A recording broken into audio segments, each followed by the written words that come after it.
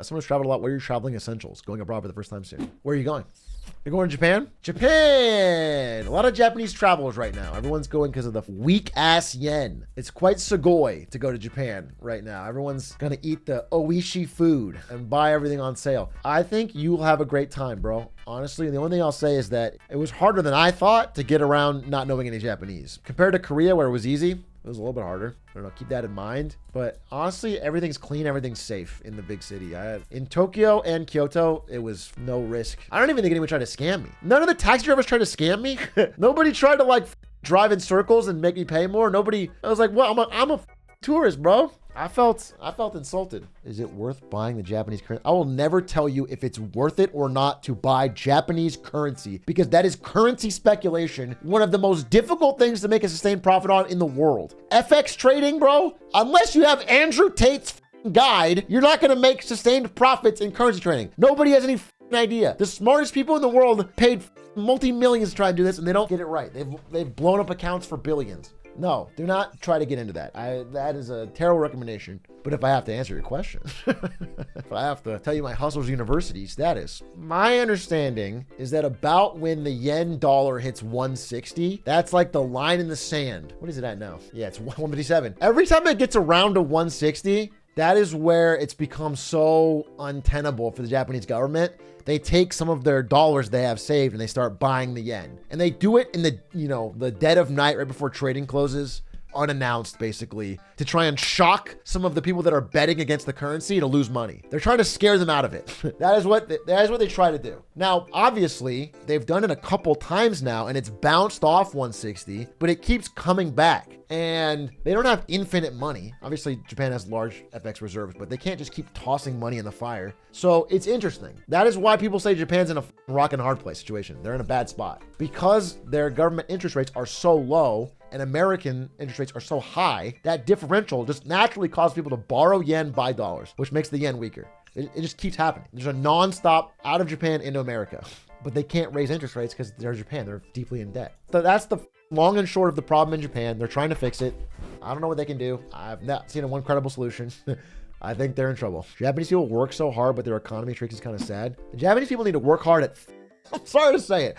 I'm sorry to be crass. Have some kids. Get out there. Have some sex. Japanese people. Have babies. Unironically, it doesn't matter how hard you work at your job if every day there's less Japanese people and you have no immigration. There's no getting around that. Every day there are fewer Japanese people. There's more old Japanese and fewer Japanese in total. And they're just becoming this old society. No one's having kids. No one's having babies. You got possessed by Shinzo Abe. What do you want me to say?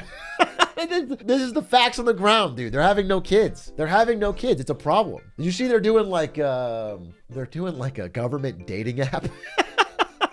What makes Forex trading hard? You have to predict the future of things that have millions of variables that you can never possibly predict between two gigantic macroeconomic powers that, by the way, make decisions that you aren't privy to. So like if tomorrow the BOJ wants to make a change to the interest rates, it's going to drastically shift the fucking value of the currency in a direction you're not going to know. If Jerome Powell sneezes the wrong way tomorrow, it could change your whole bet.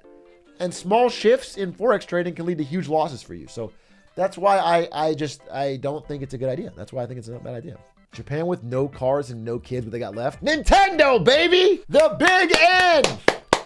Nintendo will save Japan! The thing we know about Nintendo is they are ready to expand, go big, release a lot of games, grow. Nintendo never sits around and waits. That's not what they're about. Switch 2? Nah, they'll go to Switch 3 immediately. Do you realize that like Nintendo's not actually that big in Japan? It's a big company, but their economy doesn't ride on it. But can you imagine, like, as a Nintendo employee, so much of your future, your stock options, so much of everything in your life relies upon some idiot executive not calling it the Switch U or something stupid. Some ancient Japanese man is going to come into a room and decide what to name that console, and it's going to decide your future. If they say Switch 2, your future is good. If they say it's the Switch Diddly Donger, it's the Switch Me, it's the Switch Fun Edition, whatever shit they say, then it's going to flop again. The Switcheroo! The Switch GameCube re-Switch Wii edition. I swear to God, they can do that. Wasn't this how the Wii U flopped? People, yeah, no, literally. The Wii U, I mean, the Wii U had other problems, but yeah, people thought it was an accessory. They didn't think it was a new Wii. They didn't buy it. They'll recoup the losses by suing some fan art.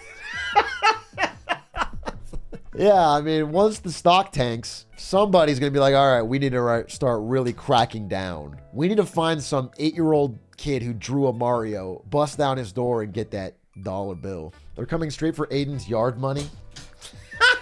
Yeah, dude. Unironically, if Nintendo ever opens a tip line, you guys can make some real cash by reporting Aiden for running his illegal Smash Bros. Melee ring in Southern California. Nintendo needs to put him down like a dog. How do you feel about Nintendo attitude towards the Melee and competitive Melee at large? It's terrible. It's awful, and it's an opportunity. They're going to find out that, like, they can't. I mean, they can and they have, but eventually it will lead to someone else. And that's why I think Off-Brand and Twitch Rivals is like a good idea. Because, not Twitch Rivals, Rivals of Aether. Because Rivals of Aether 2 is actually a good game. And it might actually have developer support. It might actually have good tournaments. And it might actually be fun. And then all of a sudden, you know, people are finally like Nintendo. However, the core part of Melee will never die. Because Melee is a game I truly love. And it is a beautiful game. And they did something great. I'm never going to not want to watch Mango and J-Mook play Melee for as long as I live. It's just so fun.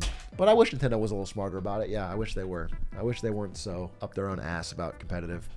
What is your reaction to countries like Japan that are in the midst of population decline, but they don't want to do anything to make having kids easier? They don't want to make work hours less or lower the price of housing, but instead create a dating app. Yeah, I agree. They don't want to address the root causes. However, housing in Japan is not so bad. I guess wages are low. But yes, I mean, the reason people globally are declining and having kids is like they can't afford it or they don't feel comfortable doing it. And nobody's getting the root causes. I agree with you there, especially in Japan. Yeah, the work hours are crazy. No one has time to have a family. I mean, we showed the study on Marketing Monday, this was a while ago, where they were like, they tried having, there was a certain Japanese company that did like way less hours, and like the number of employees starting families tripled.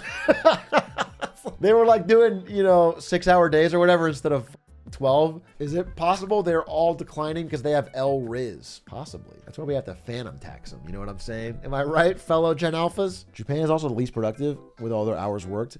Well, I mean, I 100% in my heart of hearts, body and soul believe that at least for white collar knowledge work, hours means jack shit. I think more hours leads to worse work almost every time. And dude, sometimes you work with these people, people that are like, they're in the office early, they leave late, and the actual work they make, the actual ideas they're bringing to the table are dog shit. They're not thinking. It's just all hours. I can tell this story because it's been a long time and it's making fun of Stans. Who doesn't want to do that? I remember Stans, a man who I truly love, and he beat my ass at basketball today. I got Stans an interview for a job at Twitch. I think it was a good job. I think he could have done a really good job at it.